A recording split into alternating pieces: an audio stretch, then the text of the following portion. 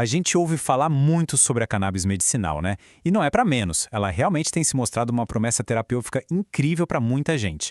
Mas, para navegar nesse universo com segurança, a gente precisa ir um pouquinho além do óbvio, sabe? Entender a fundo como ela funciona no nosso corpo. E isso nos leva a uma pergunta fundamental. A pergunta que realmente vai guiar nossa conversa aqui é essa. Tá, a gente conhece os benefícios, mas e os riscos que não são tão aparentes? São justamente essas informações que transformam o uso da cannabis de uma simples tentativa em um tratamento que é, de fato, eficaz e, mais importante ainda, seguro. E isso nos joga direto no nosso primeiro ponto, esse equilíbrio super importante entre a promessa e a precaução. A gente vai ver como todo o potencial terapêutico da cannabis precisa andar de mãos dadas com um manejo cuidadoso e bem informado. O ponto crucial que a gente precisa entender é este. Não estamos falando de um chazinho ou de um suplemento qualquer. A cannabis medicinal é um medicamento complexo. Seus compostos, os famosos canabinoides, são substâncias muito potentes que interagem com o nosso corpo e, por isso, exigem exatamente o mesmo nível de cautela de qualquer outro remédio de farmácia, sabe? Agora vamos mergulhar num dos tópicos mais críticos e que muitas vezes passa batido: as interações medicamentosas. É exatamente aqui que a segurança de um tratamento pode ser colocada em xeque se a gente não tiver a devida atenção. Mas, afinal, o que é essa tal de interação medicamentosa nesse contexto? Bom, de forma bem simples, é quando os canabinoides interferem na maneira como o corpo metaboliza outros remédios. E o palco principal onde isso acontece é lá no fígado, num sistema de enzimas chamado CYP450. Ele é tipo o gerente que processa a maioria dos remédios que a gente toma. Para simplificar ainda mais, vamos pensar numa analogia. Imagina que o seu fígado é um cruzamento super movimentado, um grande trevo rodoviário, e os medicamentos são os carros passando por ali. A cannabis, às vezes, pode funcionar como um semáforo quebrado, sabe? Causando um baita congestionamento. Isso faz com que alguns remédios fiquem presos no corpo por mais tempo e em níveis mais altos, enquanto outros podem ser eliminados rápido demais. Vamos trazer isso para a vida real com um exemplo muito, mas muito comum. Pessoas que usam cannabis medicinal frequentemente também tomam outros remédios essenciais, como os anticoagulantes, aqueles usados para afinar o sangue. E é justamente aí que o risco de uma interação se torna bem real. Olha só o que acontece nessa combinação. Um anticoagulante, quando usado sozinho, tem um efeito que já é esperado e controlado. Mas, quando ele é combinado com canabinoides que atrapalham o seu metabolismo, o efeito dele é super potencializado. O resultado, o risco de sangramentos graves que já existia, aumenta, e muito. Então, como é que a gente fica de olho nisso? Existem sinais de alerta bem claros. Por exemplo, um corte pequeno que não para de sangrar, ou aqueles roxinhos que aparecem do nada, sabe? Sangramentos no nariz ou na gengiva que acontecem com frequência. Qualquer um desses sintomas, qualquer um mesmo, precisa ser avisado para a equipe médica na hora. E não para por aí, viu? Vamos para outra classe de medicamentos.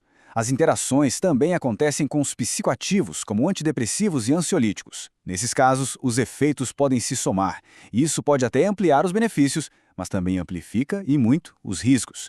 Por exemplo, com antidepressivos, a pessoa pode sentir mais náuseas, mais insônia. Com ansiolíticos, a sonolência pode se tornar perigosa, sabe? E com estabilizadores de humor, a eficácia do tratamento pode acabar sendo comprometida. Isso só mostra o quanto um acompanhamento médico de perto é fundamental. Essa imagem do cérebro já nos leva para o centro da questão, as interações que afetam diretamente o nosso sistema nervoso central. E é aqui que os riscos podem ser ainda mais sérios, exigindo atenção máxima. E talvez a interação mais crítica de todas seja com os opioides.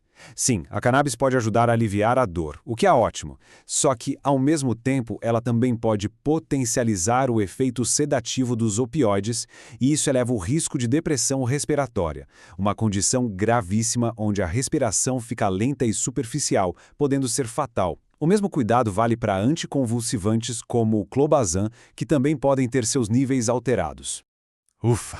Ok, já cobrimos bastante sobre as interações. Agora, vamos mudar um pouco o foco e falar sobre os efeitos colaterais diretos da própria cannabis. Porque saber o que esperar é o primeiro passo para um tratamento mais tranquilo. A ideia aqui não é assustar ninguém, muito pelo contrário, é dar poder através da informação. Entender o que pode acontecer não é motivo para ter medo, mas sim a melhor ferramenta para a gente poder manejar esses efeitos com segurança. Conhecimento é controle. E o legal é que para cada efeito colateral comum existe uma estratégia. Por exemplo, para a sonolência, o ideal é começar com doses bem baixinhas, de preferência à noite. Para a boca seca, o segredo é se manter hidratado. E para a ansiedade, que às vezes pode rolar com o THC, a solução pode ser optar por produtos com mais CBD que têm um efeito mais calmante. Então, como a gente junta todas essas peças do quebra-cabeça? A resposta é uma só: colaboração. Esses riscos todos não são barreiras que impedem o tratamento. São, na verdade, desafios que a gente supera com uma parceria forte entre o paciente e o profissional de saúde. Existem estratégias que colocam o controle na mão do paciente. A regra de ouro é sempre essa: comece com pouco e vá devagar. Manter um diário para anotar tudo ajuda demais a mapear a resposta do corpo. A transparência total com a equipe médica, nossa, isso não tem nem o que discutir. E claro, segurança em primeiro lugar. Nada de dirigir ou fazer atividades de risco até entender direitinho como o corpo reage. Vamos reforçar esse ponto porque ele talvez seja o mais importante de todos. Transparência é a chave de tudo. E isso significa ter uma lista atualizada de absolutamente tudo que está sendo usado, incluindo vitaminas, suplementos, até chás. E, claro, relatar qualquer novidade na hora. A segurança do tratamento depende dessa comunicação aberta. E para amarrar toda essa nossa conversa, essa citação aqui resume a mensagem central perfeitamente. O tratamento com cannabis medicinal não é uma via de mão única.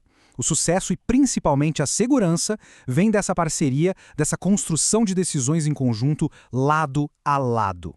E para a gente terminar, fica aqui essa reflexão. As conversas sobre o plano de tratamento estão sendo realmente completas e abertas? A informação está fluindo nos dois sentidos, porque é essa comunicação, essa troca, que leva um tratamento de bom para excelente e, acima de tudo, para um tratamento seguro.